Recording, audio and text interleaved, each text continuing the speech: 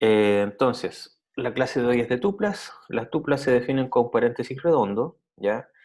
Y nosotros vamos a poder hacer cosas como esta. Ahora poner, por ejemplo, fecha, paréntesis redondo 2011, 4/12. Entonces voy a mi código inmediatamente para que, por ejemplo, veamos esto que tenía aquí. Ups, perdón.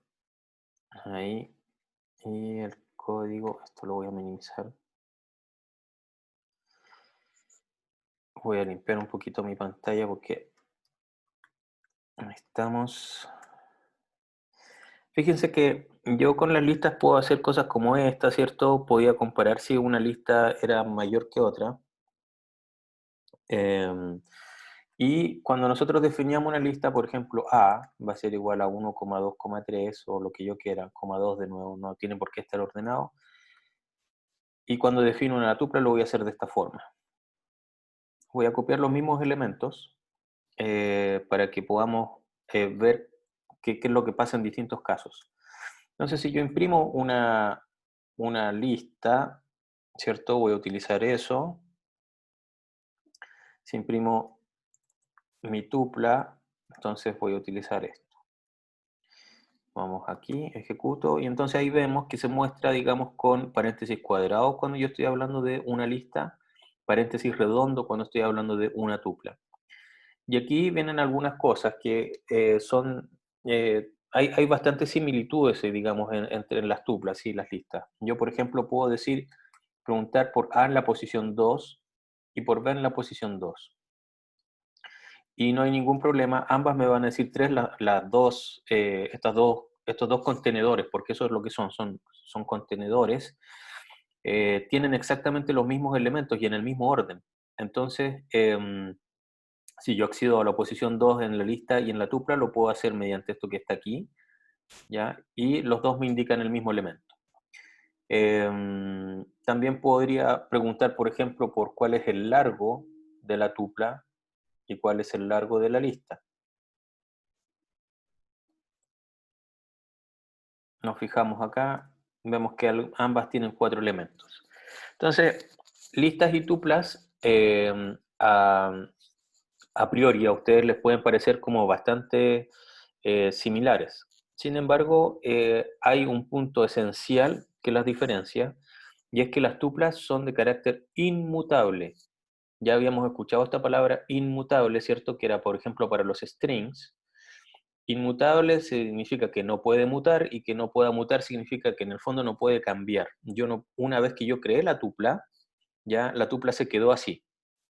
Entonces, ¿a qué me refiero con eso? Yo para las listas podría decir, por ejemplo, que ahora A en la posición 2 va a tomar otro valor. Por ejemplo, el 8. Y veamos qué pasa si yo voy a imprimir ahí mi lista A, ¿cierto? Y ahora voy a intentar cambiar B, que es una tupla en la posición 2, también asignarle el 8. Y voy a ver cómo quedó mi tupla. Entonces guardo, ejecuto, y fíjense que aquí me muestra la lista, no hay ningún problema. En la posición 2 esto pasó a tomar el valor 8, y cuando intenté ejecutar la línea 6 del código, donde digo que en la posición 2 de la tupla yo le quiero asignar el 8, aquí me entrega este error. Y ahí aparece, de hecho, cuál es la línea exactamente que tiene el error. B en la posición 2 es igual a 8. Y dice error de tipo, dice una tupla es un objeto que no soporta asignamiento de ítems, ¿ya? Entonces eso quiere decir de que mi tupla yo la creé así y ya no la puedo modificar, ¿de acuerdo? Aquí hay un punto esencial a diferenciar. Aquí yo estoy diciendo que la tupla en la posición 2 le quiero cambiar un valor. Eso es lo que está prohibido. Lo que sí puedo hacer, y eso no genera ningún problema, es reemplazar toda mi tupla. 1,2,8,2. Aquí estoy diciendo B ahora va a pasar a ser esta nueva tupla. Si nos fijamos acá, ven que no hubo ningún problema, no me dijo error ni nada. ¿Qué significa que yo no la puedo modificar? Si yo quiero acceder a una componente de la tupla y esa solamente cambiarla, eso es lo que está prohibido. Pero yo puedo, como B es una variable, aquí yo le había asignado este valor Y aquí yo no estoy modificando parte de B, sino que estoy diciendo B pasa a ser una nueva tupla, ¿ya? Y puede ser una tupla completamente distinta como yo quiera. Se dan cuenta que aquí apareció la tupla abajo y lo que dice entonces es que B, la variable B pasó a ser otra tupla. No significa que yo estoy modificando B en la posición 2 y le estoy asignando un 8, sino que estoy diciendo B es toda una nueva tupla, ¿ya? Tienen que tener cuidado con entonces, esa diferencia. B, al ser una tupla, yo no puedo modificar parte de ella, pero la variable B yo la puedo reemplazar por una tupla completamente nueva, que en particular podría ser incluso igual a la anterior, ¿sí? Con eso no hay problema, ahí se ve que no se genera ningún error. Entonces ahí tienen que tener cuidado con ese concepto. Em, bien, entonces, ¿qué otras cosas más se parecen y son distintas en las tuplas? Como vimos, ambas podían utilizar el operador de acceso de la misma forma y hay muchas funciones que están definidas también para ambas cosas. Por ejemplo, aquí la sumatoria de cosas que yo tenga en la tupla la puedo usar, el largo de la tupla lo puedo usar, el operador in para saber si algo está o no dentro de la tupla lo puedo usar, el operador for también para recorrer una tupla. Por ejemplo, yo podría decir aquí, ya definí mi tupla A que está allá arriba y podría decir, por ejemplo, for x in A y imprimir x. Veamos qué es lo que hace eso. Me imprimió 1, 2, 3, 2, que lo que fue haciendo básicamente fue ir agarrando cada una de las cosas que está en la tupla y la fue imprimiendo por separado. Entonces aquí yo dije, X va a agarrar ese 1, lo imprimo, luego X va a agarrar ese 2, lo imprimo, ese 3, lo imprimo, ese 2, lo imprimo. ¿Ya? Entonces también puedo utilizar muchas de las cosas que nosotros ya conocíamos para las listas, pero ahora para las tuplas. Aquí está la gran diferencia que ya se las dije. Yo no puedo acceder a una componente de la tupla y modificarla, y tampoco puedo hacerle un append a una tupla, porque también sería modificarla, ¿sí? Entonces, una tupla que ya se creó, yo no la puedo modificar. Eh, existe también lo que se llama el desempaquetado de tuplas. Esto significa lo siguiente. Yo, primero que nada, tengo que saber cuántas cosas tiene mi tupla. Mi tupla aquí tiene 4 cosas, B1, 2, 3, 2, ¿cierto? Así que yo podría decir que X, Y, Z, W va a ser igual a B. E imprimir, por ejemplo, Z. Si imprimo Z, ¿qué debería imprimir este código?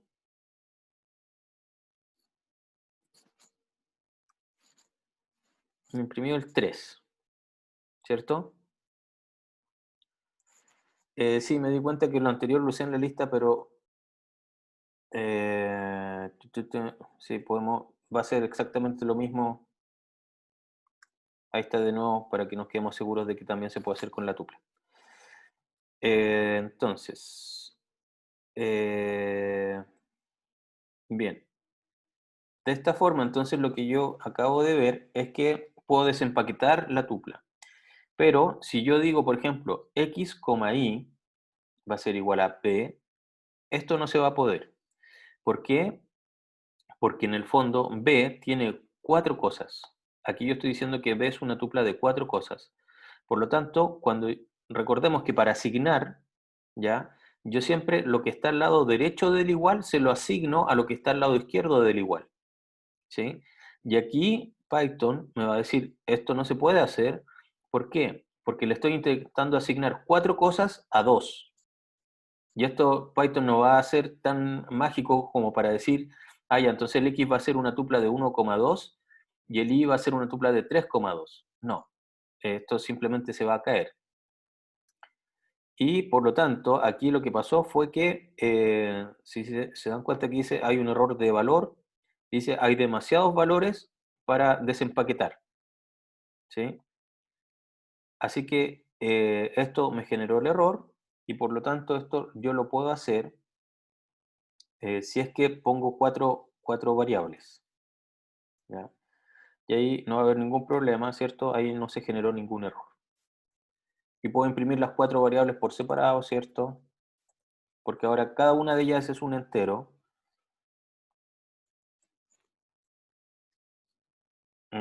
Ahí está el 1, 2, 3, 2, pero ahora ya, si se dan cuenta, no está como la representación de tupla, que estaba aquí arriba. Aquí era una tupla, ¿cierto? Paréntesis redondo, 1, 2, 3, 2, cierra paréntesis redondo.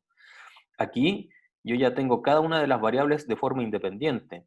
Estoy diciendo que el X, este es el Y, el Z y el W. Y los puedo modificar, obviamente. Yo podría decir X más igual 1 y volver a imprimir esto. ¿Y por qué el X lo puedo modificar? Porque el X no es una tupla. Fíjense que ahí este 1 me pasó a cambiar un 2.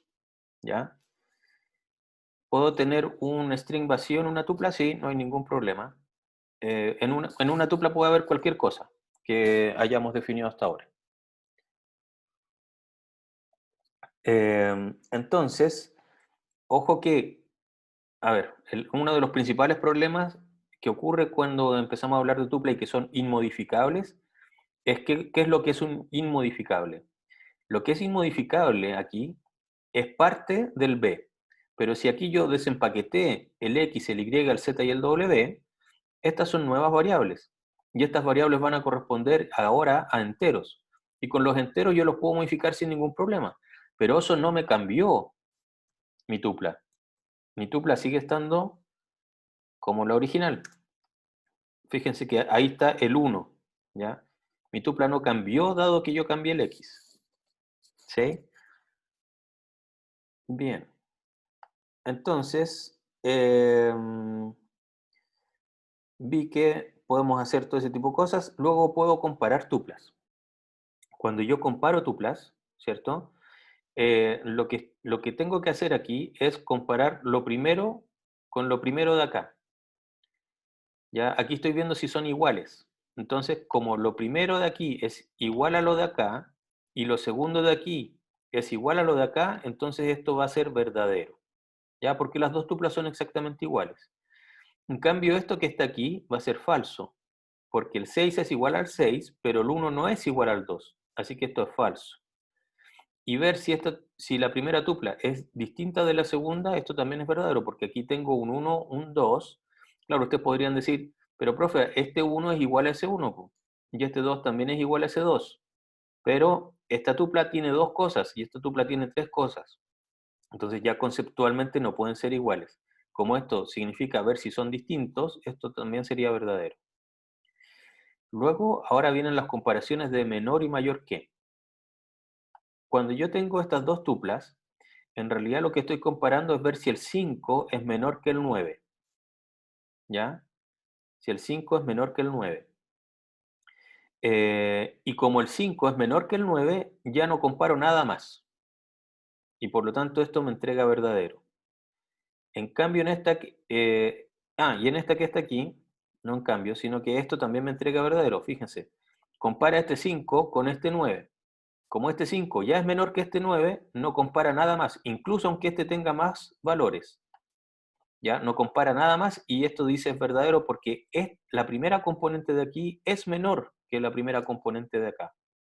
Solamente cuando son iguales va a comparar la segunda y la segunda.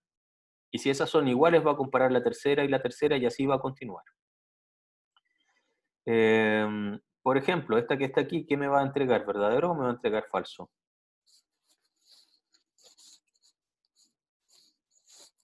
¿Qué creen?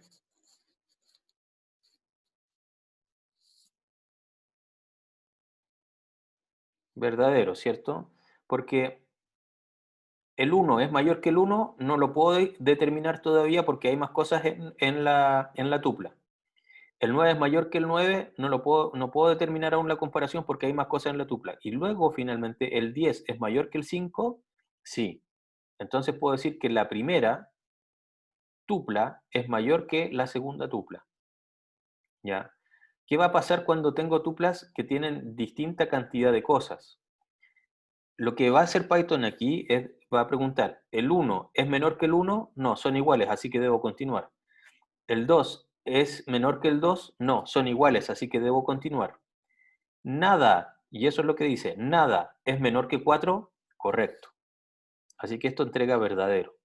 Porque como intentó continuar aquí, en realidad está diciendo nada, ni siquiera cero, no, es nada. Nada es menor que algo y eso siempre va a ser verdadero, ¿ya? Y cuando me refiero a algo, y aquí estamos comparando números, ¿cierto? Entonces, en estricto rigor, cualquier cosa le va a ganar a nada, ¿ya? Por ejemplo, menos uno le gana a nada, sí, porque menos uno ya es algo, aunque sea negativo. Igual no significa que nada sea cero, no, nada es, no existe. Menos infinito es mayor que nada, sí, también. Menos infinito es mayor que nada porque menos infinito es algo, mientras que nada es nada. Nada es menor que más infinito, también, porque más infinito también es algo. Entonces, cuando ya me quedé sin cosas en la tupla que siga teniendo cosas gana, ¿de acuerdo? Y esta que está aquí, fíjense que también una tupla que tiene una menor cantidad de cosas puede ser mayor que otra. Por ejemplo, esta tiene el 1, se compara con este 1, son iguales, así que debo continuar. Este 3 ya es mayor que este 2, así que de ahí dice ya, ok, ya puedo determinar que esta tupla es mayor que toda esta. ¿Por qué? Porque ya con este, como es mayor que ese, ya se acabó en la historia y ya sé que la primera es mayor que la segunda. ¿Se entendió eso? ¿Cómo se comparan las tuplas?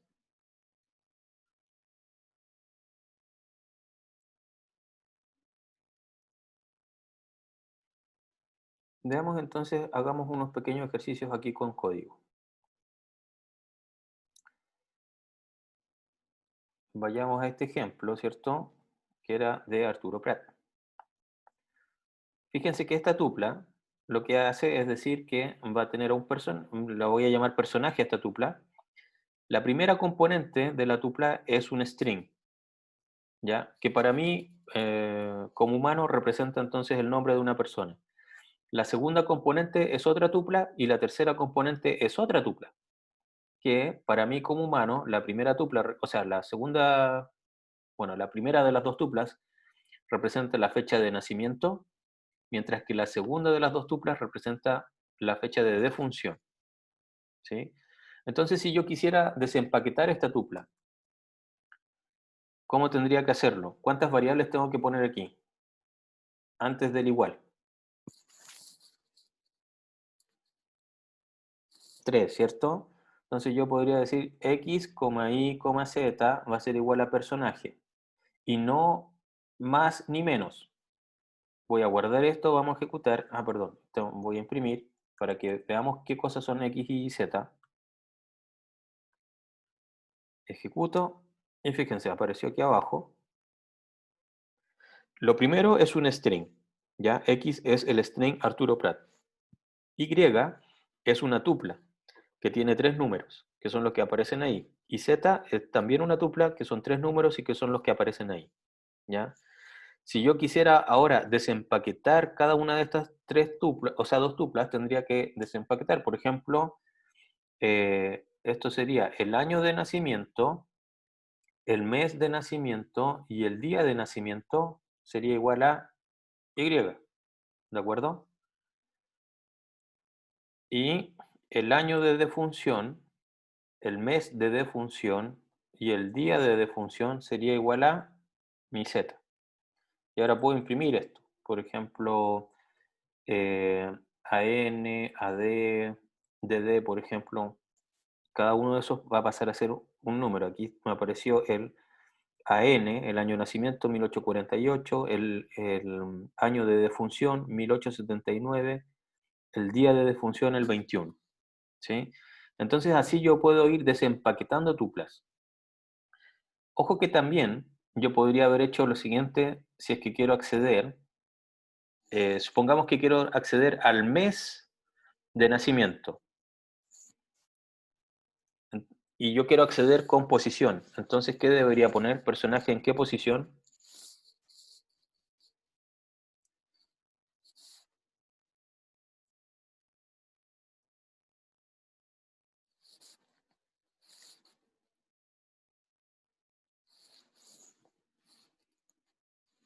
Quiero acceder al mes de nacimiento. utilizando el operador de posición. 1, 1, ¿cierto? Si yo digo, miren, fijémonos que es personaje en 1. Voy a imprimir solamente eso. Imprimió toda la tupla que está en la posición 1 de la primera gran tupla. La primera gran tupla, esto era lo que estaba en la posición 1, 1848,43. Y de ella, de esta tupla, yo quiero acceder al mes. El mes está en la posición 1, ¿cierto? De esta tupla. La posición 0 es 1848, posición 1 es 4, posición 2 es 3. Así que efectivamente, si yo aquí pongo 1, 1, ¿ya? Me va a imprimir el 4 que corresponde al mes de nacimiento. ¿Sí? Bien. ¿Cuántos años tenía Arturo Prat cuando murió?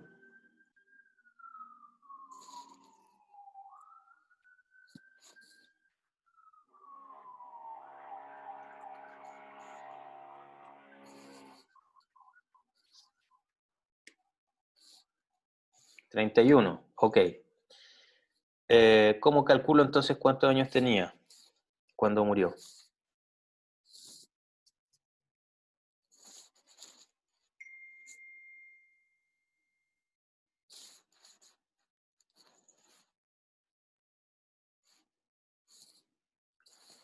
Eh, los D representan mi día. Sería, lo que propone Cristian sería día de defunción menos día de nacimiento.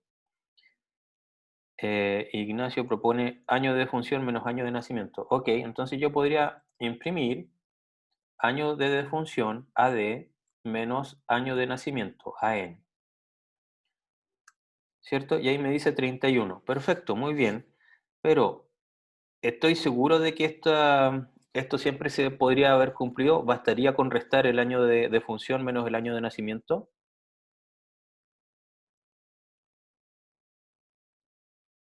Voy a depender del mes, ¿cierto? Supongamos que para una persona, un personaje, que voy a recibir la tupla de esta forma, ya donde los valores van a cambiar, yo quisiera saber qué edad tenía exactamente al morir. Entonces, no basta con hacer esto, ¿cierto? Porque, por ejemplo, supongamos que Arturo Prat hubiese muerto no en mayo, sino que en febrero. Entonces todavía no alcanzaba a estar de cumpleaños, ¿cierto? Y hubiese tenido 30 años al morir. Por eso quiero ponerme en esos casos. Entonces, ¿qué haríamos nosotros? Ya, ver si el mes de defunción es mayor que el mes de nacimiento. En ese caso, ¿qué puedo decir inmediatamente? Que la edad que tenía al fallecer fue de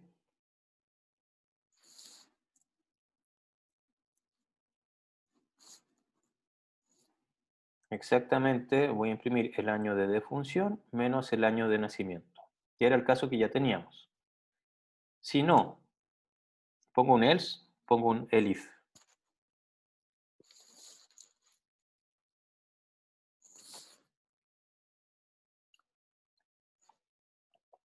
Ya, Cristian propone un else. Ya, y en este else, ¿qué voy a hacer? ¿Cuáles casos me quedan?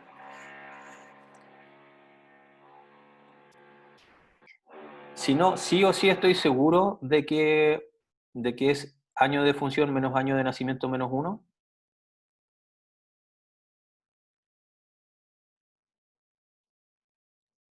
Todavía no puedo estar seguro de eso porque si los meses son iguales, ¿ya?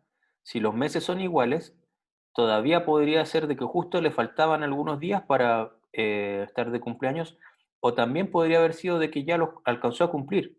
Por ejemplo, si alguien está de cumpleaños el 30 de un mes y falleció, no, perdón, eso sería que todavía no alcanzó a cumplirlos.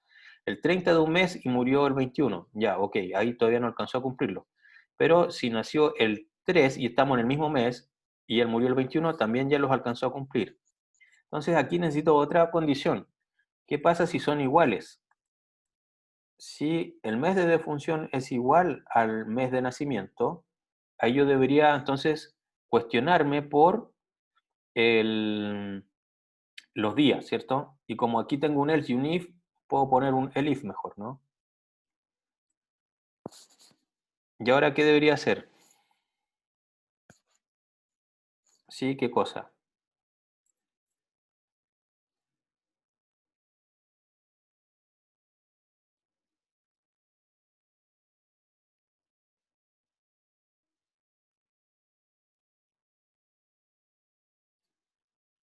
Debería ahora comparar los días, ¿no? Ver si el día de defunción es mayor o igual, ¿cierto? Que el día de nacimiento. Entonces quiere decir que justo estuvo de cumpleaños cuando falleció o bien ya estuvo de cumpleaños, ¿cierto? Así que sería ese. Y ya si no, significa que todavía no alcanzó a llegar a su cumpleaños. Así que ahí sería -1, ¿sí? Y es necesario poner un else a todo este if, el if.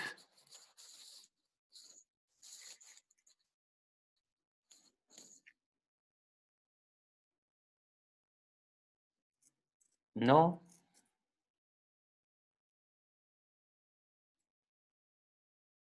seguro que no.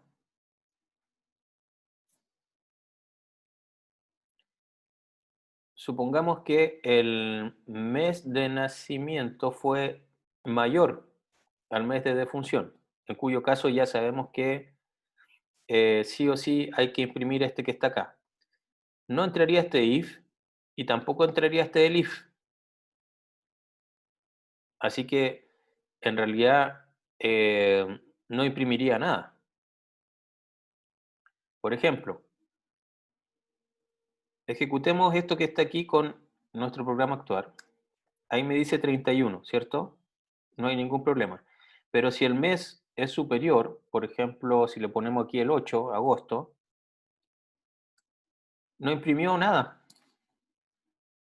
Imprimió Arturo Prat, bla, bla, bla, y abajo no imprimió ningún número. Significa que no entró ninguna de estas cosas. ¿Por qué? Porque aquí está diciendo, mes de defunción, 5, ¿es mayor que 8? No. Así que me voy al if. Y aquí estoy viendo, 5 es igual a 8, no. Así que salté aquí. Por lo tanto, sí es necesario un else. Y que en ese caso voy a decir que ya no alcanzó a cumplir, estar de cumpleaños, ¿cierto? Si vuelvo a ejecutar, ahora me aparece un 30, ¿sí? Juguemos con estas fechas para ver si estamos bien en nuestros códigos. Entonces, supongamos que estamos en el mismo mes, ¿cierto? Y aquí dice que murió un 3 de agosto y había nacido un 21 de agosto, así que aquí me debería decir 30, ¿no? Ah, 31, espérense, ¿por qué? ¿Qué pasó aquí? El día de defunción. Ah, no, perdón, este es el de defunción y este es el de nacimiento, sí, estamos bien. Entonces, como 21 es mayor que 3, claro, ya alcanzó a cumplir, estar de cumpleaños. Supongamos que hubiese estado de cumpleaños el 23. Entonces, ahora sí debería ser 30. Y ahí están mis 30. Supongamos que ya por mes estuvo de cumpleaños mucho antes, así que también ahora debería ser 31, ¿no? Ahí está mi 31. Y el último caso es cuando ya por mes no se cumplió, así que ahí ya estamos con 30. ¿Sí? Funcionan todos nuestros casos. Bien, ¿por qué les hice hacer este programa si en el fondo nosotros estamos analizando tuplas? Porque ahora vamos a ver qué pasa si es que yo manejo esto con tuplas. Fíjense todo lo que vamos a ganar. Aquí tuve que ponerme en varios casos, hasta incluso se me olvidó poner este else y si es que, ¿cómo se llama? Si es que el mes de defunción no era mayor que el mes de nacimiento, entonces podía caer en un caso en donde ni siquiera imprimía cuál fue la edad.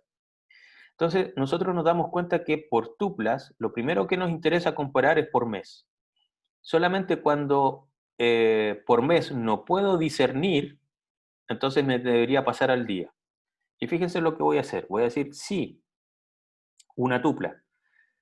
El mes de defunción y el día de defunción es mayor que el mes de nacimiento y el día de nacimiento, ¿cierto? En ese caso ya estuvo cumpleaños o no.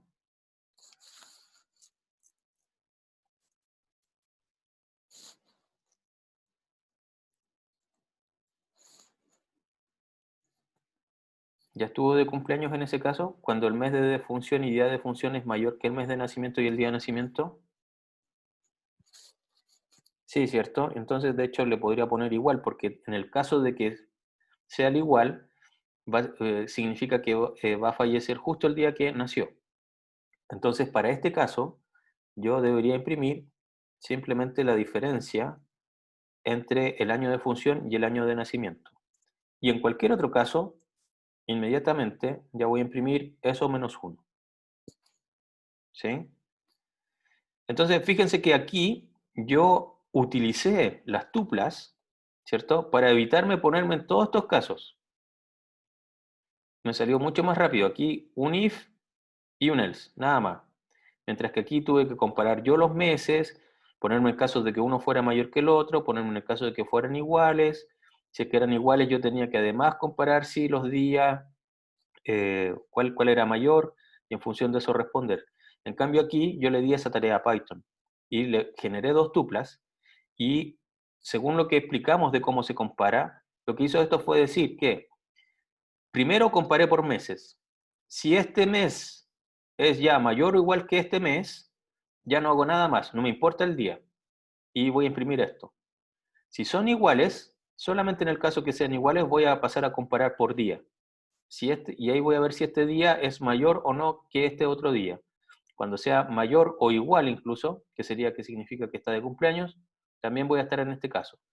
En cualquier otro caso, de inmediato me salto a esta diferencia menos uno. ¿Sí? ¿Se entiende? Veamos entonces si esto funciona bien. Aquí en ambos casos me imprimió 31. 31 utilizando tuplas y 31 utilizando el código anterior. ¿Por qué? Porque aquí significa que nació en el mes de abril y murió en un mes de mayo, así que efectivamente entra a 31. En este otro caso, si hubiese muerto en mayo, pero el 3, perdón, hubiese muerto en mayo el 21, pero nació en mayo el 3, también todavía debería ser 31. Ambos me da 31. Ahora, si hubiese nacido ya en junio, ambos me dan 30. Y finalmente, si hubiese nacido también en mayo, pero en un día mayor, ambos también me da 30 porque todavía no cumplía. Y si son iguales, ambos me dan 31. ¿Sí? Entonces, este es un beneficio directo de utilizar tuplas, cuando voy comparando de esta forma. En estricto rigor, esto también funciona con listas, ¿ya? Eh, pero se hace generalmente con tuplas, porque para tuplas hay varias optimizaciones. Hasta ahora, de hecho, yo creo que muchos ya me podrían preguntar, profe, en realidad no entiendo cuál es el beneficio de utilizar tuplas si lo único que tengo son más restricciones, porque en el fondo lo único que no puedo hacer con una tupla es modificarla en relación a una lista, al parecer. Y la verdad es que de hecho es básicamente eso, que en el fondo con la tupla yo pierdo opciones. Sin embargo, la tupla tiene optimizaciones de memoria. Entonces una tupla utiliza mucho, pero mucho, mucho menos memoria que una lista. Y eso hace entonces que si yo tengo memoria reducida en mi computador, si tengo pocos megabytes disponibles para ejecutar una aplicación eh, claro, básicamente eso, entonces puedo utilizar programas con tuplas que van a utilizar menos memoria, ¿ya? Y esa es una de las principales gracias de utilizar tuplas. Bien, ¿qué otra cosa me falta mostrarles? Me falta mostrarles de que, sí, esto del desempaquetado, de esto de x y z, ¿cierto? Igual a una cierta variable, que es una tupla. eso, yo también lo puedo hacer implícitamente en un ciclo. Hagamos lo siguiente. Voy acá. Supongamos entonces que ahora voy a tener una lista de tuplas. 1,2, 2,1, el 1,2 de nuevo, el 89,700, bla, bla, bla. Ok. Entonces, si yo quisiera iterar sobre esta lista, esta es una lista que tiene tuplas y cada una de estas tuplas tiene exactamente dos cosas. ¿Sí? Entonces, por ejemplo, veamos alternativas para mostrar estos datos. Yo podría decir for x sin a. Y por lo tanto, x, cada una de las cosas que voy a ir agarrando son las tuplas que están aquí. Así que si yo digo print de x, ¿cierto? Voy a imprimir toda la tupla. Ahí me imprimió las 4 tuplas que tiene esta lista. Pero yo también podría querer acceder a las componentes. X0, X1. ¿Sí? Y fíjense que a diferencia de lo anterior, ahora me mostró 1, 2, 2, 1, 1, 2, 89, 7890. Pero aquí anteriormente eran tuplas. Era paréntesis redondo 1,2, cierra paréntesis redondo. Mientras que aquí es simplemente los números 1, 2. Otra forma que yo tengo para hacer esto mismo, es decir, for x sin a, y adentro desempaquetar. Por ejemplo, f, h va a ser igual a x. Y luego imprimir f, h. Ahí me generó 2 veces lo mismo. ¿Sí? Obtengo exactamente el mismo resultado. Y otra forma de hacer esto mismo es desempaquetando al momento de declarar el for.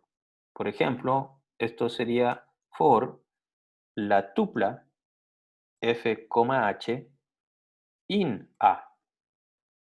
Y aquí imprimo directamente f, h. ¿Sí? Entonces fíjense que aquí esto, que en realidad es una variable, ¿cierto? Va a ir agarrando cada una de las cosas de A, pero al mismo tiempo las va a desempaquetar ya inmediatamente en F y en H.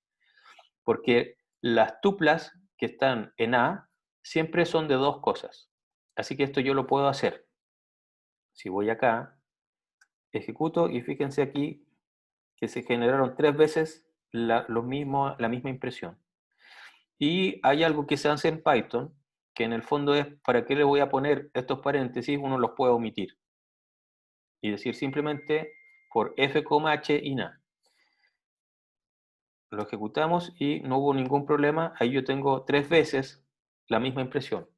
Para que esto funcione, y también para que esto funcione, debe sí o sí en A haber tuplas de exactamente dos cosas. Si yo voy y modifico una, como ahora una pasa a tener 3 valores, aquí se va a caer. ¿Por qué se va a caer? Porque va a agarrar el 1 y el 2, ningún problema. El 2 y el 1, estamos todos felices. El 1 y el 2 de nuevo, súper bien. Y después Python va a decir, ok, X es una tupla de 3 cosas. Y estas 3 cosas yo se las quiero asignar a 2. Entonces, con eso se va a caer. Ahí está el problema. Imprimimos, alcanzamos el 1, 2, el 2, 1, el 1, 2, y de ahí hubo un error. ¿Ya? Porque dice que el X, que en este momento agarró 3 cosas, se los quiere intentar asignar a 2. Así que aquí dice que hay demasiados valores para desempacar. ¿Ya? Y naturalmente que si ocurrió el error con este, también va a ocurrir el error con el de abajo. ¿Sí? Ahora este va a funcionar también hasta el 1, 2. Fíjense. Ahí está, y me generó exactamente el mismo error. Dice demasiados valores para desempacar, pero fíjense que ahora el error ocurre aquí, por f, h y na. Mientras que antes había ocurrido en f, h igual a x. Ese era el desempaquetar dentro del for, aquí. Mientras que este, dentro de la declaración explícita del for de dos variables, se cae. ¿Ya? Me preguntaba Francisco si se ejecutaba 3 veces la misma impresión. Sí, porque aquí tengo 3 for que hacen exactamente lo mismo. Esta es una forma de acceder a las cosas que están en A. Esto dice, X va a agarrar cada una de las tuplas que están en A y dentro del print voy a acceder a los datos que estén en ella. Esto es equivalente a lo de arriba, pero lo que dice es, X también va a ser una de las tuplas que está en A y dentro del for voy a desempaquetar la tupla. Entonces F va a tomar el primer valor de la tupla, H el segundo valor de la tupla y luego los voy a imprimir. Y en este tercer caso, desempaqueto al momento de declarar el for. ¿Ya? Entonces aquí estoy diciendo for f, h ina y aquí estoy desempaquetando inmediatamente. Y puedo imprimir al igual que arriba f, h porque f, h tomaron valores que, si es que todas mis tuplas tienen dos datos, exactamente dos datos, entonces esto va a funcionar perfecto. Vuelvo a ejecutar. Y está 3 veces imprimiendo lo mismo porque tengo los 3 for que me están mostrando las 3 formas de acceder a esta lista de tuplas. ¿Sí? ¿Se entendió bien? ¿Alguna pregunta?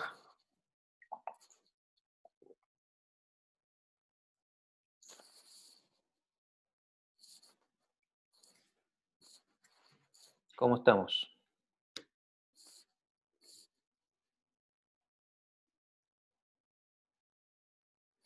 Ya. Alguien me pregunta cómo se podría resolver el problema si tengo tuplas con 2 y con 3. Entonces, ahí, primero que nada, bueno, eso es un gran problema, porque cuando yo tengo tuplas de cosas variables, lo único que podría hacer, por ejemplo, es aquí tener for x sin a, ¿ya? No lo puedo hacer de esta otra forma, porque como es variable, esta opción de aquí jamás va a funcionar, porque esta no puede tener una cantidad variable de cosas.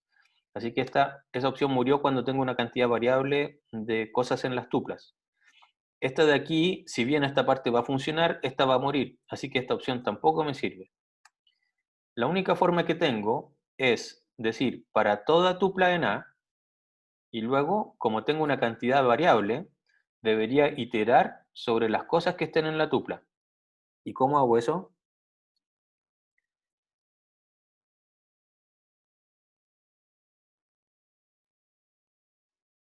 Tendría que decir algo así como lo siguiente. Por ejemplo, i in x. Y ahí tener que imprimir el i. ¿Ya? Entonces, fijémonos acá, qué es lo que va a pasar. Ejecuto y me imprimió todo esto así hacia abajo. El 1 y el 2 de la primera tupla, el 2 y el 1 de la segunda tupla, el 1 y el 2 de la tercera tupla, y el 89, 7890 y el 89 de la última tupla. ¿Ya? Entonces, esa es una forma en la cual yo pude acceder a cada una de las componentes que está en las tuplas que contiene, que son contenidas en mi lista. ¿Ya? Bien, más preguntas.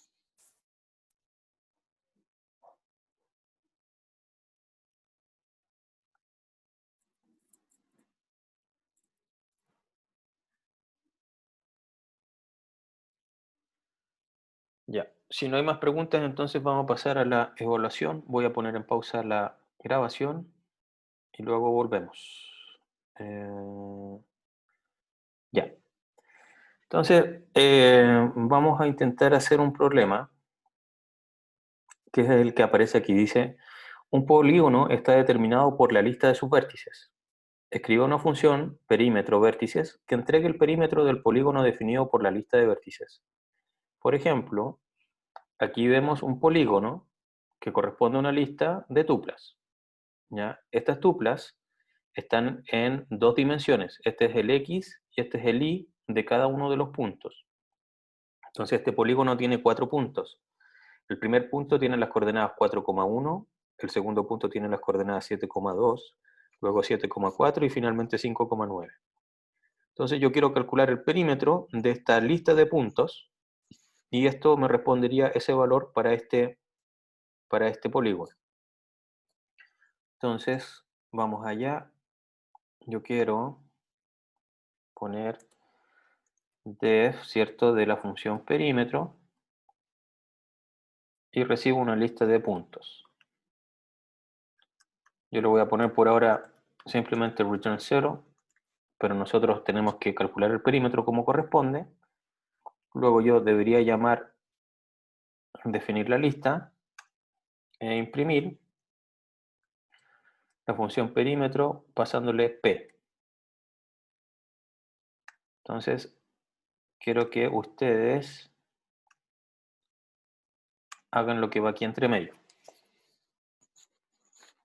¿Qué tengo que hacer?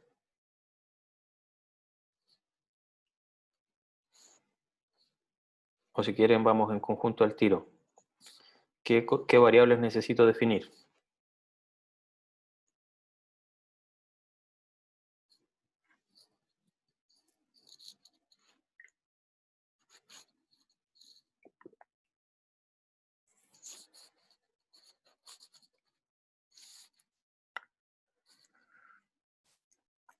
Ya, Martín propone entonces definir variables x1, x2 y 1 e y2, ¿cierto? Para poder ir accediendo a los puntos ¿cómo se llama? Que están en la lista de puntos, ¿cierto? Sebastián, por otro lado, propone, digamos, que desempaquete la lista. Ok, voy a hacer, a ver, voy a copiar aquí. Esto es algo que propuso Sebastián, eh, pero aquí tenemos un problema. Primero que nada, yo debería trabajar aquí con puntos, ¿cierto? Pero aún así, el problema de esto es que yo estoy diciendo que mi polígono sí o sí va a tener 4 puntos, que serían los puntos Z, X, C y B. Para este polígono no va a haber ningún problema. Pero si yo tengo un polígono que tiene otro punto más, entonces esto ya no va a funcionar, ¿cierto? Y eso sería un problema. La idea es que el polígono sea lo más amplio posible. También en este caso es un cuadrilátero en el original. Pero si yo le quisiera pedir el perímetro de un triángulo, es decir, con 3 puntos, yo también quiero que mi función perímetro funcione. Entonces, por eso esta solución no es correcta si consideramos que perímetro tiene que ser el perímetro de cualquier polígono. ¿De acuerdo? Entonces, lo que necesito hacer es poder ir accediendo a este punto y al siguiente. ¿Por qué? Para calcular el perímetro, lo que debo calcular es la distancia entre un punto y el siguiente. ¿Estamos de acuerdo? Es decir, la primera iteración sería calcular la distancia entre 4,1 hasta 7,2. Si esta función se llamase, por ejemplo, perímetro de cuadrilátero, ¿ya? Si yo llamara entonces esta función perímetro cuadrilátero, claro, lo podría hacer efectivamente para estos 4 puntos. Pero como es perímetro de cualquier polígono, entonces no lo puedo hacer para exactamente 4 puntos. Ya Daniela se dio cuenta de un problema, que yo voy muy feliz aquí avanzando, quiero la distancia entre 4,1 y 7,2, entre uno y el siguiente, muy bien, súper feliz, entre 7,2 y 7,4 también muy feliz, eso se puede hacer, entre 7,4 y 5,9 también, ya vamos a terminar, estoy súper contento, y entre 5,9 y el siguiente no existe. En realidad tengo que hacer entre 5,9 y entre comillas devolverme para calcularlo con respecto al primero, ¿sí? Entonces ahí efectivamente tengo un problema. Entonces vayamos atacando los problemas de a poco. Primero que nada, yo tengo que tener una variable que vaya acumulando las distancias, ¿cierto? Las distancias entre dos puntos que va a corresponder finalmente al perímetro. Entonces llamemos a esa variable P. Mi perímetro parte en cero. ¿Cómo puedo acceder al primer punto y luego al segundo? Con un ciclo, por supuesto, porque mi perímetro, o sea, mi polígono, tiene que tener una cantidad variable de puntos. Yo podría pasarle 8 puntos de un polígono cualquiera.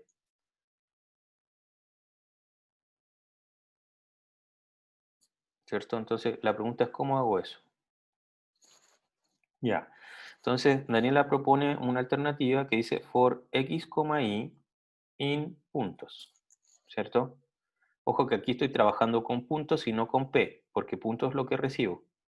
Aquí afuera definí p como una lista y cuando llame a perímetro le voy a pasar este p, que luego este p va a ser reemplazado por este puntos. Y fíjense, más aún, dentro de la función tengo otro p que vale igual a 0.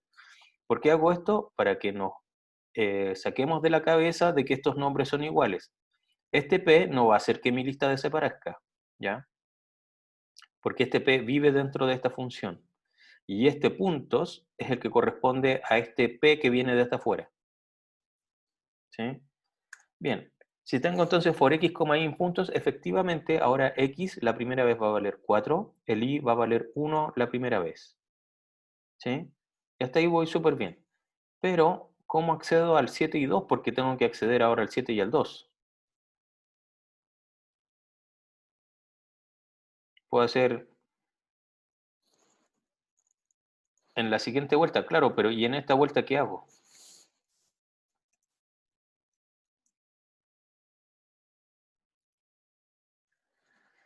Y se guarda el que se tiene, ¿ya? Ok. Entonces podría decir, por ejemplo, x0 es igual a x, eh, y0 es igual a y, algo así,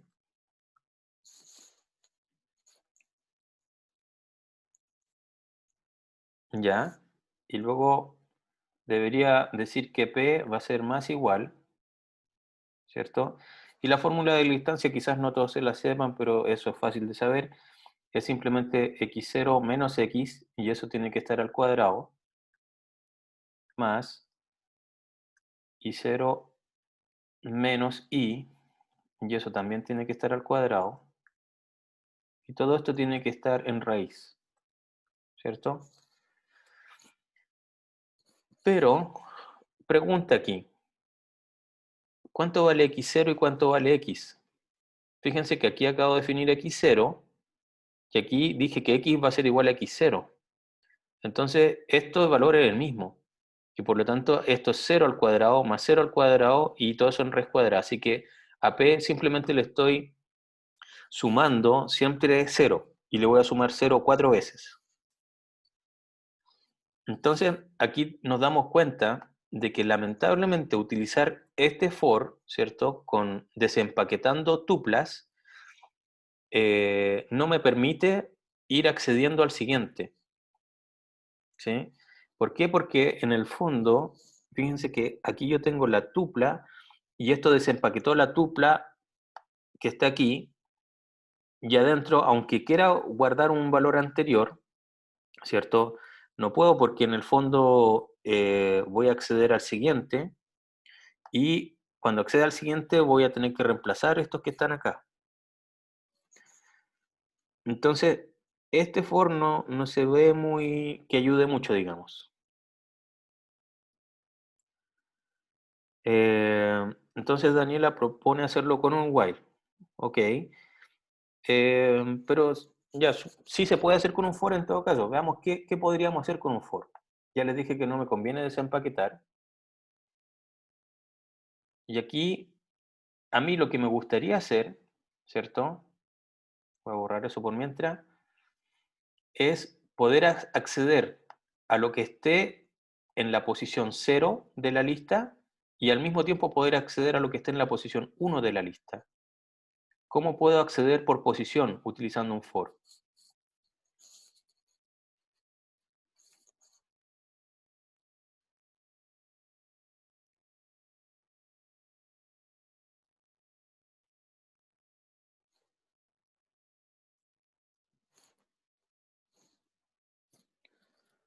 ¿Cómo podíamos recorrer por posición?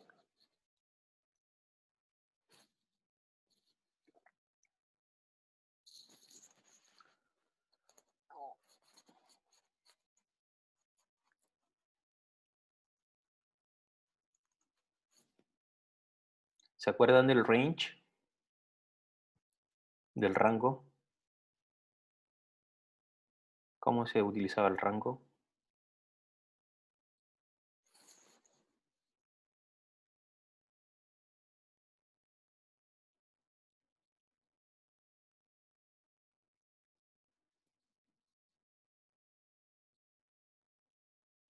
Ya nos olvidamos por completo de la clase pasada.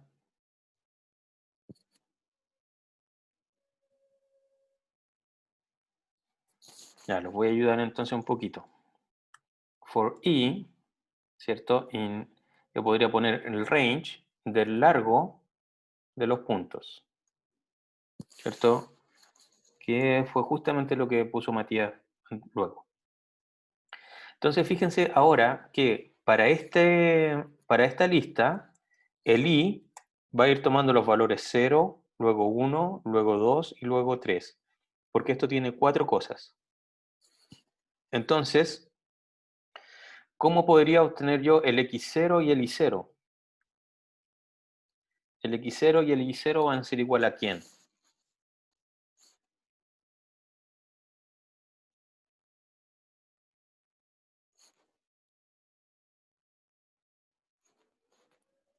Y ojo que los anoté justamente de esa forma, porque esto significa que aquí estoy desempaquetando una tupla. Así que aquí estoy diciendo el x0 y el y0 va a ser directamente, casi Daniela, pero quiero desempaquetar de inmediato. Claro, puntos en la posición i, perfecto, ¿cierto? Veamos qué cosa es punto en la posición i. Voy aquí, sería el equivalente a este p, en la posición 0.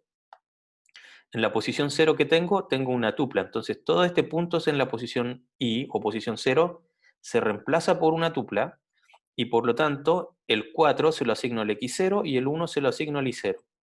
Y de forma equivalente, ¿cómo podría obtener el x1 y el y1?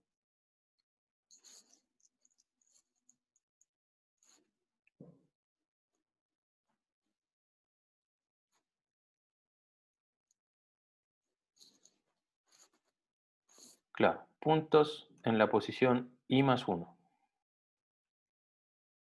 ¿Ya? Y ahora a P tendría que añadirle x0 menos x1 e y0 menos y1. ¿Sí? Y esto está bastante bien, ¿cierto? Se ve casi bueno. ¿Y por qué casi? Porque fijémonos qué es lo que va a pasar sin ejecutar esto. El i vale 0 al comienzo, ¿cierto? Porque dijimos que es el rango del largo de los puntos. El largo de los puntos es la cantidad de tuplas que tiene esto. Esto tiene 4. Como estoy haciendo un range de 4, sabemos que eh, este range de 4 genera los números 0, 1, 2, 3. ¿Sí? Y aquí entonces estoy diciendo que primero x0 y 0 le voy a asignar puntos en la posición 0. Y x1 y 1 puntos en la posición 1. Así que agarré este y este. La segunda vez el i vale 1, así que voy a agarrar este y este. La tercera vez el i vale 2, así que voy a agarrar este y este. Y la cuarta vez voy a agarrar este y el siguiente, ¿cierto? Y cuando agarro el siguiente, porque estoy accediendo aquí a la posición 4, ¿cierto? Cuando el último que yo tengo es posición 3, esto genera un error. Efectivamente, Daniela, tengo que poner return P, ¿cierto? Pero fijémonos acá, voy a guardar esto, y ¿qué pasaría si ejecuto esto? Ahí me generó un error, ¿cierto? Dice al llamar a print perímetro de P, ¿cierto? Cuando digo x1 y 1 es igual a puntos en i más 1, ahí se cae el programa. ¿Por qué? Porque dice, hay un error de índice, el índice de la lista está fuera del rango. De hecho, veamos cómo estaría siendo i e i más 1. Y aquí voy a imprimir también el largo de puntos. ¿Cierto? Vamos a ejecutar. Fíjense que aquí voy en 0 y 1, teniendo un largo 4. Luego 1, 2, teniendo un largo 4. Luego 2 y 3, teniendo un largo 4.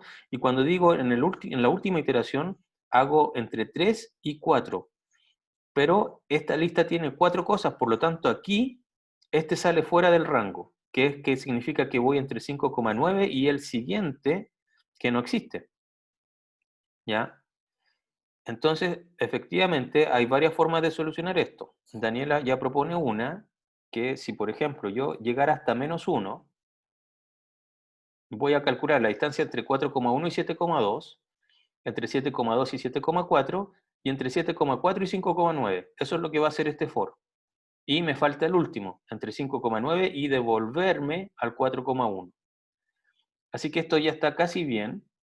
Luego tendría que preocuparme entonces entre que el x0 y 0 fueran igual al último. ¿Y cómo obtengo el último?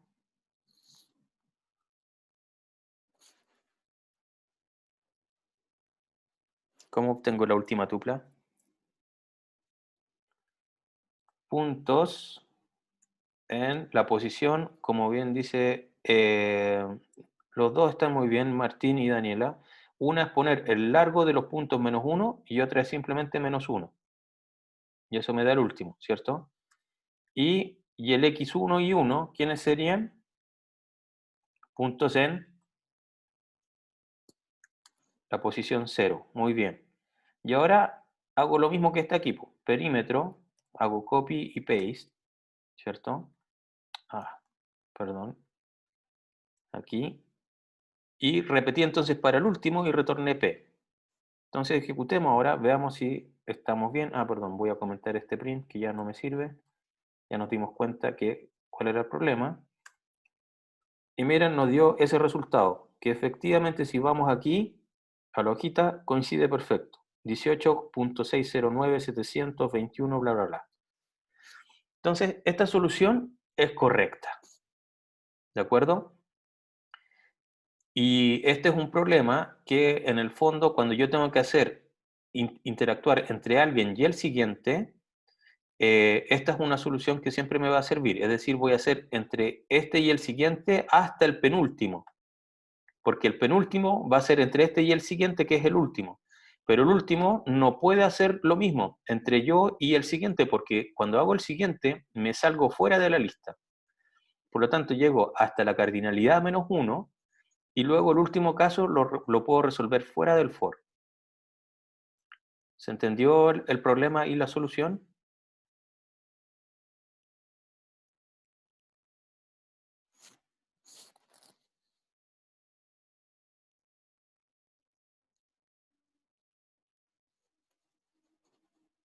El punto en -1, claro, acuérdate que cuando yo utilizo el -1, ¿cierto? El -1 lo que hace es darme el último elemento, ¿cierto? Y me entrega entonces el último elemento de la lista. Y el último elemento de la lista es esta tupla, en el fondo, y eso se lo asigno a x0 y 0. Si hiciera -2 sería el penúltimo, sería el 7,4. Si fuera -3 sería el antepenúltimo, el 7,2. Y así puedo continuar con los -1, o sea, con los números negativos. Bien, otra solución, ya, que me permite ahorrarme esta parte de aquí, es modificar la lista, ¿ya? Entonces voy a borrar eso. Fíjense lo que voy a hacer. Voy a decir que puntos.append de puntos en 0. Guardo, ejecuto y me dio exactamente el mismo número, ¿ya? ¿Por qué me funcionó esto?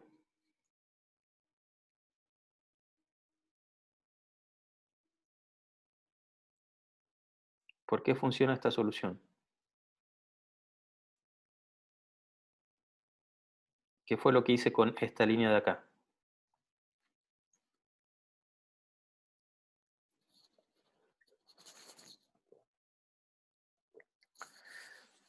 Estoy agregando el primer punto, ¿cierto? Al final. En el fondo lo que estoy diciendo es agarrar este 4,1 y lo agregué aquí,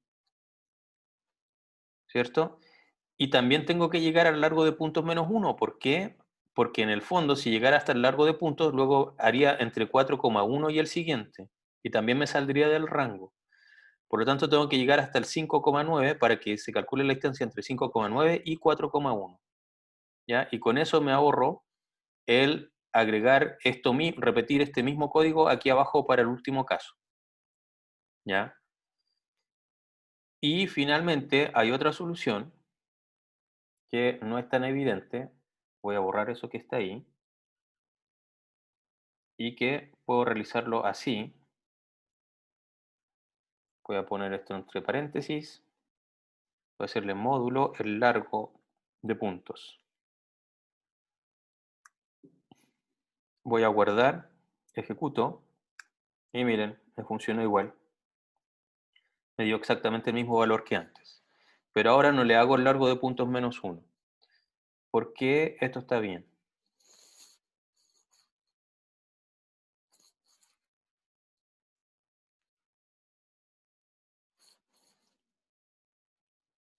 ¿Qué fue lo que hice?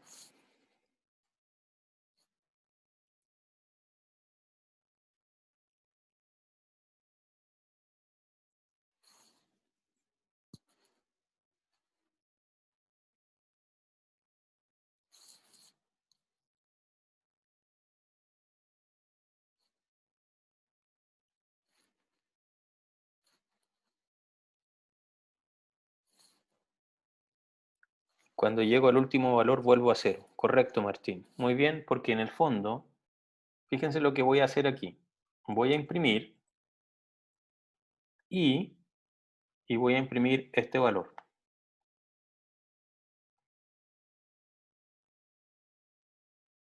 Veamos qué es lo que imprime esto. Fíjense que imprimió 0, 1. Ah, perdón, se me olvidó borrar ese que estaba ahí. Ahora sí. 0, 1, 1, 2, 2, 3 y 3 y 0. ¿Por qué? Porque en el fondo lo que hice fue el i vale 0, i más 1 vale 1, y estoy usando módulo el largo de los puntos. El largo de los puntos es 4. ¿Sí? Así que estoy haciendo entre 0 y 1 módulo 4 es 1. Luego el i crece, así que va a ser entre 1 y 1 más 1, 2, módulo 4 sigue siendo 2. Así que por eso entre 1 y 2. Cuando ahora el i vale 2, entonces va a ser en 2 y 2 más 1, 3, módulo 4 sigue siendo 3. ¿Ya? Y finalmente, cuando el i vale 3, este vale 3, ¿cierto? 3 más 1, 4, que sería que me voy a salir del rango, pero como le hago 4 módulo 4, entonces este último pasa a ser 0. Y por eso aquí me queda 3, 0. Y por lo tanto aquí cuando accedo al punto i, y aquí accedo al siguiente módulo, la cantidad de puntos, entonces cuando llegue al último, la gracia de esto es que va a retornar al primero, es decir, al que esté en la posición 0. ¿Sí? Esto que está aquí puede parecer magia, pero en realidad, siempre que yo necesito recorrer una lista entre alguien y el siguiente para hacer algo, se hace de esta forma. ¿Ya? Así puedo utilizar un i que va en el largo de todos los puntos, y esta solución es lo que me permite tratar una lista de forma, entre comillas, circular. Es decir, avanzo de aquí a acá, luego acá, y luego al siguiente me devuelvo. ¿Ya? Y esto es estándar. Ahora les pareció probablemente así como que lo saqué del bolsillo y todo, pero en realidad siempre se hace de la misma forma. Así que ahora que ya lo conocen, lo pueden utilizar para siempre. ¿Entienden esta solución? ¿Alguien tiene alguna pregunta?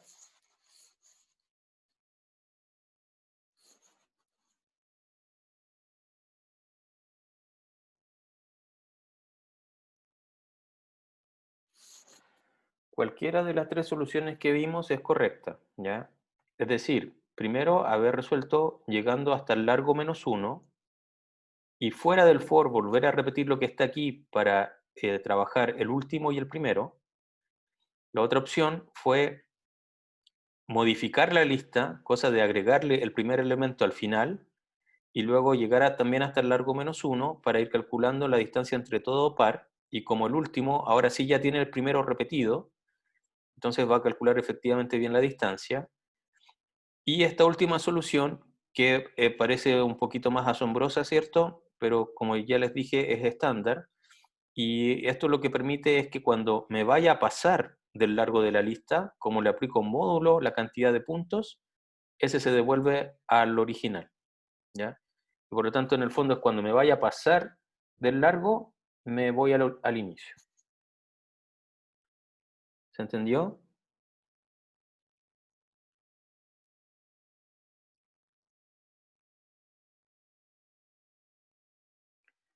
Perfecto.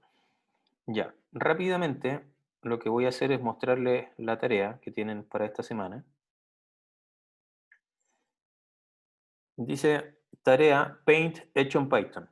Se le solicita crear una aplicación en Python que permita crear un lienzo de 8 por 8 píxeles, en la cual se pueda pintar un píxel ingresando sus coordenadas y el color.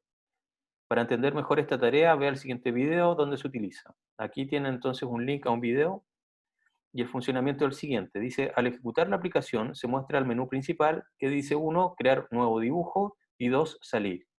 Luego solicita al usuario seleccionar una opción. Entonces fíjense que aquí imprimió las dos opciones, dice selecciona una opción. Si yo le indico una opción, un número que es inválido, 3 por ejemplo, me dice opción inválida, crear nuevo dibujo, salir y le pide de nuevo la opción. Entonces esto va a repetir hasta que le ingrese una opción que sea válida. Perdón. Dice, si en el punto 1 el usuario ingresa la opción 1, se crea un lienzo de tamaño 8 por 8, en donde cada píxel es de color blanco. Se muestra este lienzo en pantalla, mostrando también la numeración de las filas y columnas. Inmediatamente después se despliega un nuevo menú con dos opciones. Entonces aquí vemos un recuadro en donde hay solamente colores blancos, ¿cierto? Y los números de las filas y columnas están aquí. Los números de las filas del 0 al 7 y los números de la columna también del 0 al 7. Y ahora se despliegan nuevas opciones. Dice dibujar un punto o volver al menú principal. Selecciono una herramienta y ahí continúo. Entonces, si en el menú descrito en el punto 13 selecciono la opción 1, la cual se llama dibujar un punto, se solicita ingresar las coordenadas de ese punto o píxel dentro del lienzo. Se solicita primero la fila, luego la columna y finalmente el color. En este ejemplo se ingresa la fila 2, columna 1 y color rojo. ¿Ya? Entonces aquí puse ingresar fila 2, ingrese columna 1, ingrese color rojo. Y con eso entonces voy a llegar y voy a dibujar. Aquí está la fila 2, columna 1, y ahí dibujé un píxel con rojo. Luego dice, si en el punto 3 se selecciona la opción 2, se vuelve al punto 1, ¿cierto? Que sería crear nuevo dibujo o salir. Si en el punto 1 se selecciona la opción 2, termina el programa. Requerimientos. Los colores se manejan como una lista de tuplas de tamaño 2, en donde cada tupla es de la forma nombre, color y código del color. A continuación se muestran los colores que ya están creados. Entonces tienen aquí el negro y aquí tienen un código, el blanco y tienen un código, rojo tienen un código, etc. El lienzo es una lista de listas, es decir, una matriz. Nosotros ya en la clase pasada introducimos los conceptos de matriz, cuyos elementos son strings, y en un principio este lienzo está lleno de strings que dicen blanco, el cual indica el color inicial de cada píxel. Entonces aquí tengo una lista de 8 listas, y cada una de ellas tiene 8 componentes que son puros blancos. Aquí viene lo importante, dice, se le entregará un código base para su respectivo sistema operativo, ya sea Windows, Linux o Mac. El cual tiene la lista de listas que representa el lienzo y la lista de tuplas con los colores, además de unas librerías que se deben utilizar. Es decir, ustedes no van a tener que aprender a pintar, digamos así, código para pintar, sino que muchas de esas cosas ya van a estar hechas. Dice, no borre estas líneas. Debe utilizar sí o sí las listas de colores, no debe modificarla, borrarla ni ignorarla. Debe respetar el formato del lienzo de 8 por 8, ¿cierto? Y si utiliza funciones, cualquier dato que se requiera debe ser pasado como parámetro. En el fondo no pueden utilizar variables globales. Para más detalles sobre la implementación, ve el siguiente video en donde se le explica cómo utilizar la lista de colores y cómo se hace un print con ellos. También puede ver el siguiente video para entender lo que se entiende por pixel en el contexto de la tarea y por qué existe una variable llamada nativo en el código base. Entonces tienen varios videos que explican cómo hacer esto. Yo sé que esto se puede ver un poquito grande en un comienzo, pero hay muchas cosas que ya están implementadas. En el fondo, lo importante de esta tarea es que a ustedes se les va a pasar un montón de código que ya está hecho, también librerías que ya existen, librerías como, por ejemplo, lo equivalente a cuando nosotros utilizábamos el random, ¿cierto? ¿Se acuerdan que cuando utilizamos un random teníamos que hacer un import from random, random? Lo mismo aquí, van a haber muchos imports dentro de su código ya hecho y ustedes van a tener que entrar a modificar para poder hacer las tareas que se les piden acá, ¿ya? Así que eso, les recomiendo que vean los videos, cosa de que si tienen muchas dudas las podamos aclarar en la clase del miércoles para que puedan realizar.